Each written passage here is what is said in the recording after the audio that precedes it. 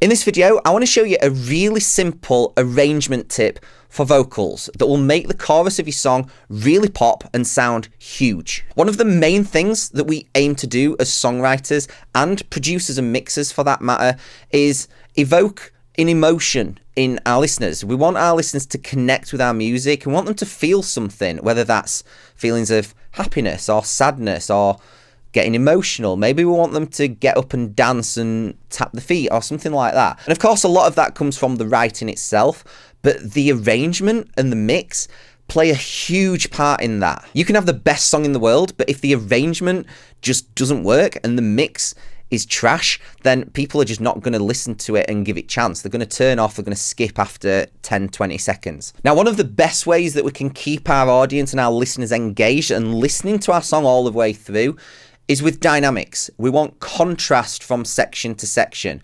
We want the chorus to sound bigger than the verse in most cases. And so we have to create that. We have to build that into the arrangement. Now, one of the biggest mistakes that I see more inexperienced producers, songwriters making is trying to make everything sound big. And I've done a few videos on this now where in order for the chorus of your song or the middle eight or the solo or whatever it is to sound huge, then the bit that comes before it has to sound smaller. If everything is big, nothing is big. So in order for your chorus to sound massive, your verse needs to sound smaller. And one of the ways that we can do that is with a really simple vocal arrangement.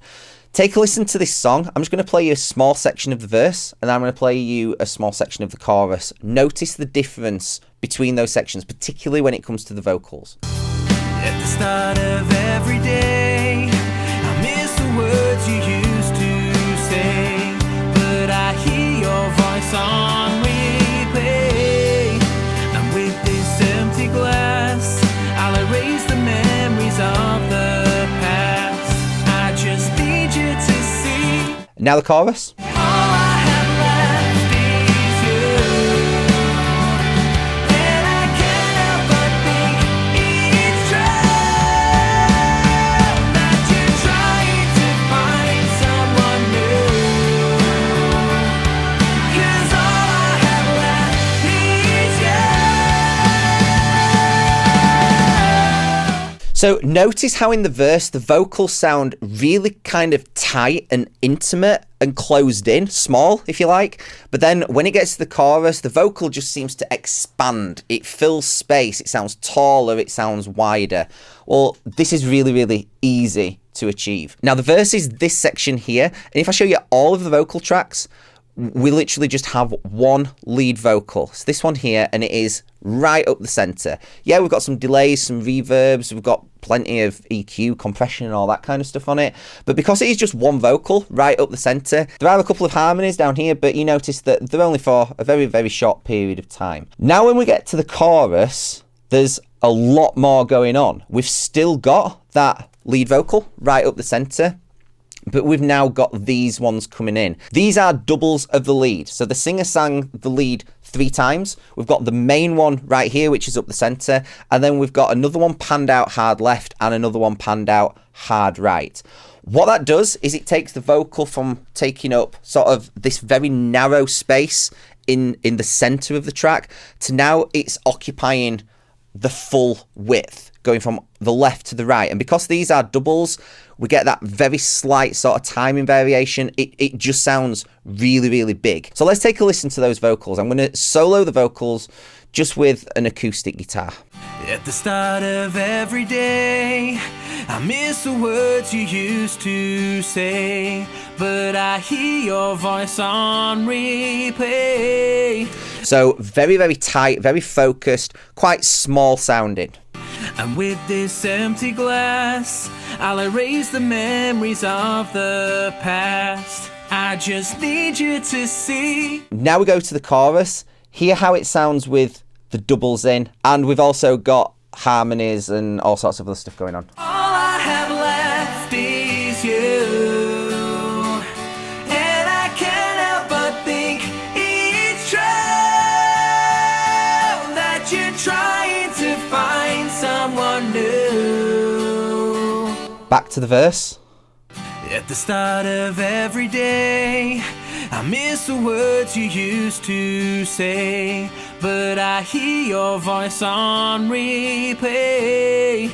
And back to the chorus. Every day that passes by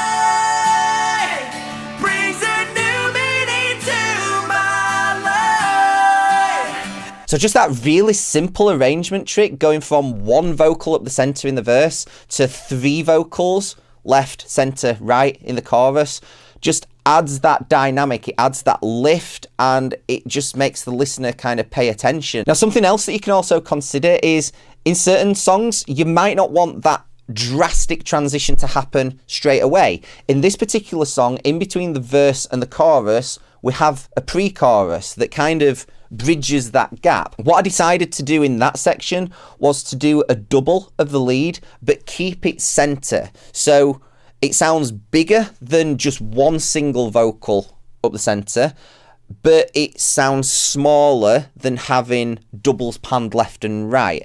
Let's take a listen when that comes in right here. That every time that we speak, you make my heart skip a beat. You keep my fire burning bright. But every time that we try to turn these wrongs into rights, and the chorus doubles are coming in right here. Take a listen. I'm feeling you slip away. All I have left is you.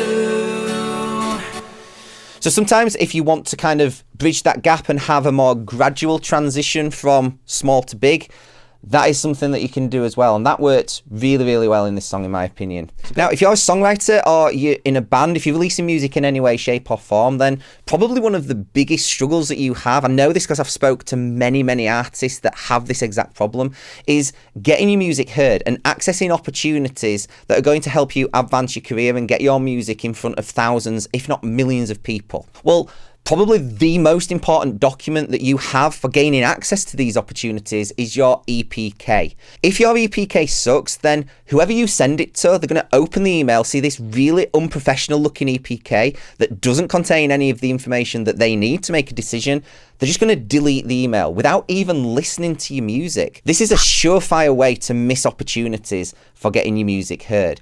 Well, I've got a solution to this problem. I've created an EPK template that you can use to design an EPK that not only looks professional, it has all of the relevant information on there as well, so that when these people open your email, they're going to see this great looking EPK, all of the information that they need. They're then going to click and at least listen to your song. This is that vital first impression, that foot in the door that you need. And best of all, it's completely free and it's super quick and simple to use. You can have your EPK up and running, ready to go, literally within minutes. The link's in the description below. Go and check it out.